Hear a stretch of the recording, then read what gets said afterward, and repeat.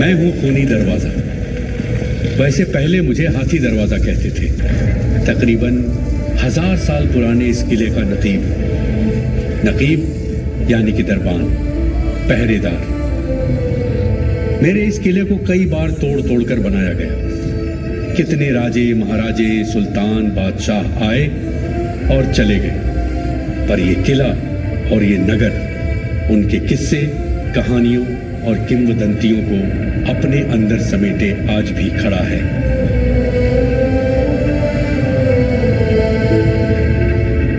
कई जंगें देखी मैंने, तलवारें, तीर, तोपें, गोलियां भी देखी और देखा काफी बहता खून। इतना कि लोग मुझे खूनी दरवाजा कहने लगे। कतई पसंद नहीं है मुझे यह नाम। मेरी कहानी यूं तो 900 साल पुरानी है, मगर इस नगर का किस्सा है युगों पुराना।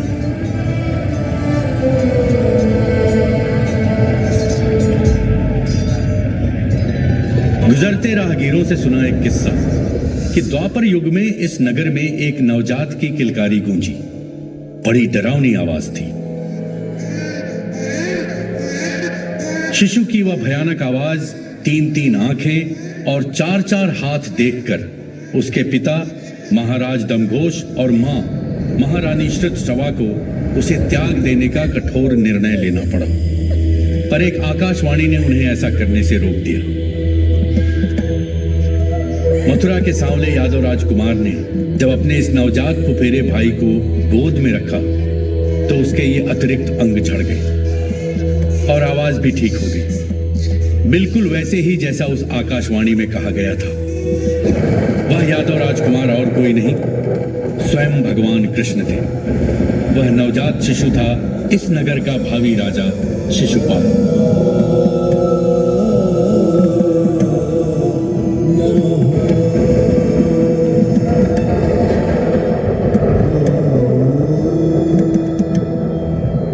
अब वो नवजात यहीं जन्मा था या नहीं, यह तो मैं नहीं जानता। बस इतना जानता हूं कि 11वीं सदी की शुरुआत में चली महमूद नामक एक आंधी के समय इस नगर को चंद्रक चंद्र कहते थे। फिर यही चंद्रक चंदेरी तखल्लुस से राजे, रजवाड़ों और सुल्तानों का चहेता नगर बन गया। वैसे तो चंदेरी का इतिहास युगों पुराना है। यहां मिले हुए पाषाण युगीन औजार, हथियार और शिला चित्र यानी कि रॉक पेंटिंग्स इस बात के गवाह हैं। शिकार करते, युद्ध करते, उत्सव मनाते मानवों के ये चित्र उस काल की प्रकृति पर निर्भर जीवन शैली का सबूत देते हैं। मगर इतनी पुरानी विरासत के बावजूद चंदेरी की असली पहचान उतनी पुरानी नहीं है। और वो पहचान है यहाँ का रेशमी सूती ताने बाने से बुना, सोने चांदी की जरी से सजा हवा सा महीन कपड़ा। इतना महीन कि एक बार बादशाह अकबर को यह कपड़ा तोहफे में भेजा गया, सिर्फ 1 हाथ बराबर खोखले बांस में बंद करके। जब उसे खोलकर देखा गया तो वह इतना बड़ा था कि एक हाथी को पूरा ढक सके। इस कपड़े से बनी पगड़ियों और साफों के कदरदान दक्षिण भारत में भी उतने ही थे जितने उत्तर भारत में। सुनहरी जरी की मेहराबों, गिन्नियों और बूटियों से सजी साड़ियों की बुनकारी यहां 300 साल पहले ही शुरू हुई। उस जमाने में चंदेरी साड़ियां किसी गहने से कम न थी। एक ब्रिटिश अफसर स्टर्नडेल ने थोड़ी नाराजगी से इनका जिक्र किया था। Blimey! It is so expensive. 800 rupees for a pair of saris? It's a daylight robbery. 800 रुपए जोड़ी, यानी आज के हिसाब से करोड़ों रुपए। बड़ौदा की महारानी अपने गालों पर छुआकर इसकी नरमी परखती थी। जितना मुलायम कपड़ा उतने अच्छे दाम।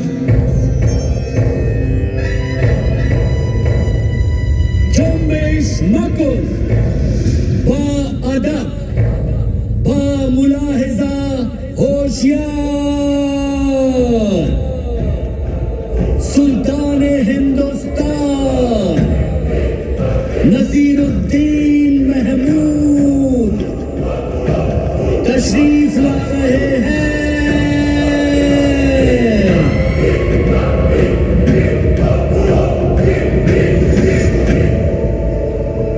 जहांपना सिपाह सालार गयासुद्दीन बलबन सुल्तान की खिदमत में हाजिर है। चंदेरी की क्या खबर है गियासुद्दीन? सुल्तान की दुआ से और सूबों की तरह चंदेरी में भी अब दिल्ली सल्तनत का परचम लहरा रहा है। बहुत खूब गियासुद्दीन, तुम बेशक एक काबिल सिपाह सालार हो। ये सब सुल्तान की जर्रा नवाजी है, वरना ये गुलाम किस काबिल है?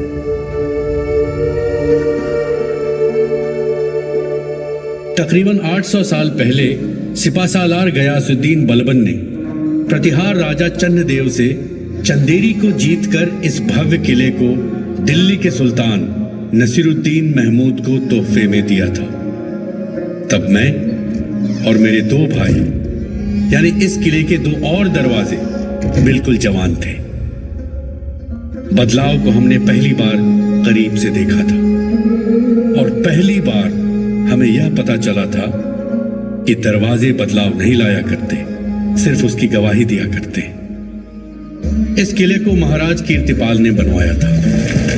उन्हीं के सम्मान में आज भी इसे कीर्ति दुर्ग कहते हैं। कई इमारतें हैं इस दुर्ग में, अलग अलग काल में बनी हुई। 3 मंजिला महल, कुरान की आयतों से सजी खलजी मस्जिद, धधकते जौहर का स्मारक जौहर ताज और बैजू बावरा की समाधि।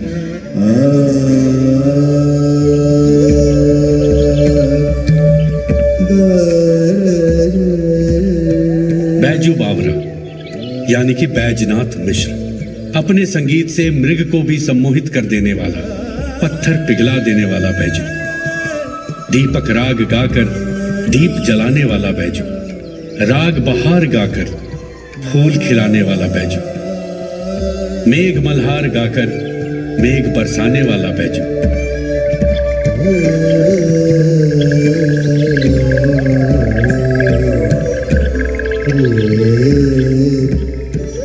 बैजू चंदेरी का ही बेटा था। अभी भी है उसका घर यहां पर। शुरुआती संगीत उसने हवाओं, कोयलों, फूल पत्तियों और प्रकृति की गोद में सीखा। फिर बाद में वृंदावन जाकर महागुरु स्वामी हरिदास से। बावरा था वो संगीत की खातिर या फिर बिछड़े मीत की खातिर, कौन जाने।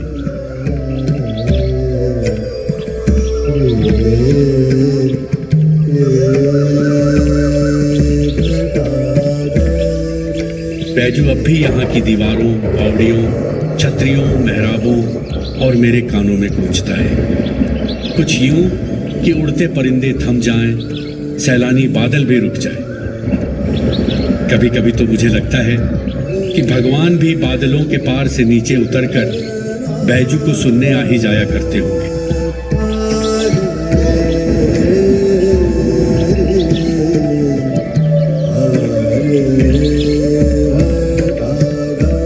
सदियों में एक बार मिलता है किसी चंदेरी को उसका बैजू। बैजू बावरा की उस रसीली आवाज ने इस नगर की मिट्टी को हमेशा रसिया बनाए रखा। मोहब्बत के अंकुर यहाँ फूटते रहे, फिर वो मोहब्बत इंसान की इंसान से हो या भगवान से।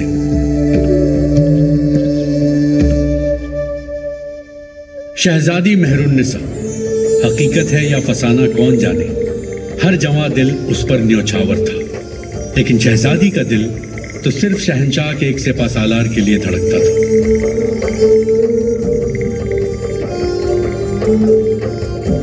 शहंशाह को यह बेमेल मोहब्बत कबूल नहीं थी। उसने अपनी बेटी को काफी समझाया, पर मोहब्बत का मारा दिल कहां सुनता है अक्ल दुनियादारी की बातें। हार कर जालिम शहंशाह ने सिपासालार को एक जंग में भेज दिया और साथ ही उसके जिंदा वापस न लौटने की साजिश भी कर डाली। मगर वो लौटा जख्मी लेकिन जिंदा, सिर्फ अपनी महबूबा के आखिरी दीदार की खातिर। उसने जहां आखिरी सांस ली, शहजादी ने भी वहीं अपनी जान दे दी। तब जाकर शहंशाह को उनकी मोहब्बत पर भरोसा हुआ। उसने उसी जगह दोनों को दफनाकर एक खूबसूरत मकबरा बनवाया। शहजादी का रोजा चारों ओर तालाब से घिरा हुआ, ताकि कोई जोड़े को जुदा न कर सके। ताउम्र वो शहंशाह एक नाव से हर शाम शहजादी के रोजे को निहारने आता रहा।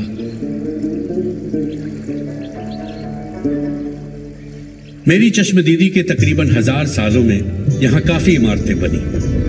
अपने कोमल और नाजुक प्रेम को कठोर पत्थरों से बने भवनों के माध्यम से अभिव्यक्त करने और अमर होते देखने की मनुष्य को हमेशा ही अभिलाषा रही है। ऐसी ही मोहब्बत का एक और नमूना है कोशक महल। कहते हैं इसे महमूद शाह खलजी ने अपनी बीवी कोशक के लिए बनवाया था। उनके जाने के सदियों बाद भी कोशक महल उनके अमर प्रेम की कहानी कहता शान से खड़ा है। एक और मुख्तलिफ सी मोहब्बत की यादगार है दिल्ली के सूफी ख्वाजा निजामुद्दीन औलिया के कुनबे का मकबरा।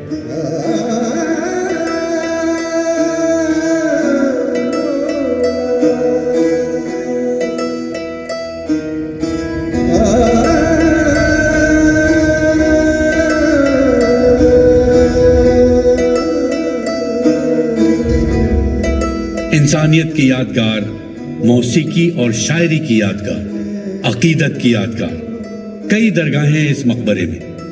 थोड़ी ही दूरी पर है 3 गुंबदी जामा मस्जिद। इस दुर्लभ बिन मीनार की मस्जिद में आज भी हर जुम्मे को 2,500-3 हजार श्रद्धालु नमाज अदा करते हैं और ईद पर तो नमाजियों की संख्या 8,000 तक पहुंच जाती है।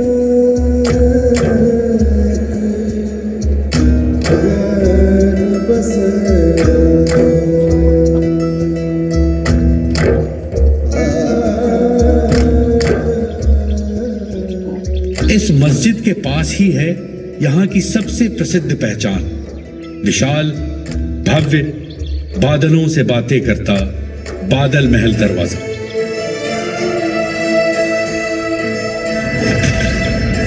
शायद ये मालवा के खलजियों की दिल्ली सल्तनत पर जीत का स्मारक है। अपने विशाल कद और बारीक जालीदार नक्काशी से यह आज भी मुझे जलाता है। कहते हैं यह द्वार बादल महल का प्रवेश द्वार था। हालांकि बादल महल का अब कहीं नामो निशान नहीं दिखता, मगर यह दरवाजा अभी भी खड़ा है। तकरीबन मेरे और इस किले के साथ ही साथ बना यहां का प्रसिद्ध जागेश्वरी मंदिर। हुआ यूं कि महाराज कीर्तिपाल एक बार जब शिकार पर गए थे तब वे भटक गए और अपने साथियों से दूर हो गए। भटकते भटकते उन्हें जंगल में एक सरोवर दिखा। यह वही सरोवर है जो आज परमेश्वर ताल के नाम से जाना जाता है। ऐसा कहते हैं कि रोगहारिणी देवी जागेश्वरी ने स्वयं प्रकट होकर महाराज कीर्तिपाल को यह मंदिर बनाने का आदेश दिया। गर्भगृह में देवी जागेश्वरी की मुख्य मूर्ति स्वयंभू है। महाराज कीर्तिपाल ने मंदिर निर्माण के दौरान अपने उतावलेपन के कारण देवी के बताए 9 दिनों से पहले ही पट खोल दिए और देवी संपूर्ण प्रकट न हो पाई। ऐसा भी कहते हैं कि जब भगवान विष्णु ने शिव के महाप्रकोप से विश्व को बचाने के लिए सती के जले हुए शरीर के 51 टुकड़े किए तो उनका मस्तक यहां गिरा। इसीलिए जागेश्वरी मंदिर 51 शक्ति पीठों में से एक माना जाता है। जागेश्वरी मंदिर के निकट ही एक और मंदिर है और उससे भी एक कहानी जुड़ी है। एक बार कुछ राहगीर रास्ते में सुस्ताने के लिए परमेश्वर ताल के किनारे रुके। जब सुस्ताना हो गया और वे यात्रा जारी रखने के लिए अपना सामान उठाने लगे। का भैया राम दुलारे, काहे लाने इतनी मेहनत कर रहे? अरे कछु नहीं राम रतन भैया, जब मूर्ति ससुरी ना हिल रही। का के रहे तने खमाऊ लगाए हाथ? आ जाओ भज्जा लगा लो। अरे ना हिल रही भैया ये तो। सभी ने बहुत जोर लगाया पर भगवान लक्ष्मण की वो मूर्ति टस से मस न हुई। बात फैल गई और इस घटना को एक तरह का शगुन मानकर वहां एक मंदिर बनाया गया, लक्ष्मण मंदिर। उर्मिला पति लक्ष्मण, इंद्र पर जिसने विजय प्राप्त की उस इंद्रजीत पर भी विजय प्राप्त करने वाले लक्ष्मण, रामानुज लक्ष्मण।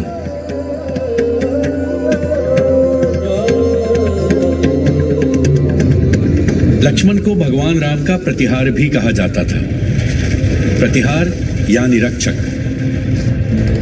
भारत के मध्यकालीन इतिहास के सबसे शक्तिशाली राजवंशों में से एक गुर्जर प्रतिहार वंशज स्वयं को लक्ष्मण की ही संतति मानते हैं। महाराज कीर्तिपाल भी प्रतिहार वंश के ही राजा थे। प्रतिहारों ने 8वीं शताब्दी के मध्य से 11वीं शताब्दी तक भारत के एक बड़े हिस्से पर राज किया और आर्यवर्त के महाराजाधिराज कहलाए। प्रतिहार राजा नागभट्ट प्रथम ने कई अरबी सेनाओं को पराजित किया। उनके उत्तराधिकारी नागभट्ट द्वितीय सबसे शक्तिशाली प्रतिहार राजा बने। फिर रामभद्र, मिहिर भोज और महेंद्रपाल के नेतृत्व में प्रतिहार साम्राज्य बहुत फला फूला। लेकिन कालांतर में दक्षिण के राष्ट्रकूटों, पूर्व के पाल और उत्तर पश्चिम के अरबियों से निरंतर संघर्ष के कारण यह साम्राज्य बिखर गया। प्रतिहारों की राजधानी वैसे तो उज्जैन और कन्नौज रही, लेकिन अपनी केंद्रीय भौगोलिक स्थिति, घने जंगलों, 3 नदियों के कारण चंदेरी हमेशा महत्वपूर्ण बना रहा। प्रतिहारों के समय की चंदेरी यहां से कुछ मील दूर है। अब बूढ़ी है और एकाकी भी। आजकल उसे बूढ़ी चंदेरी कहते हैं। ये भी कहते हैं कि महाराज कीर्तिपाल की राजधानी वही थी जो एक भूकंप में ध्वस्त हो गई और उन्हें इस नई चंदेरी का निर्माण करना पड़ा। आज भी बूढ़ी चंदेरी के खंडहर उसके बुलंद होने की गवाही देते हैं।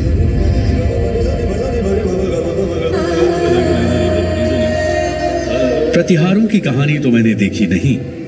हां, मुझमें से गुजरते राहगीरों और आसपास उड़ते पंछियों से सुनी जरूर है। 15वीं शताब्दी मध्य में मालवा के खलजियों ने दिल्ली सल्तनत से चंदेरी छीन ली। महमूद खलजी ने अपने वफादार मित्र और सहयोगी रायचंद्र पुरबिया यानी मेदिनी राय को यहां जागीरदार नियुक्त किया। अगले कुछ दशकों तक मेदिनी राय और चंदेरी जैसे एक दूसरे के पूरक रहे।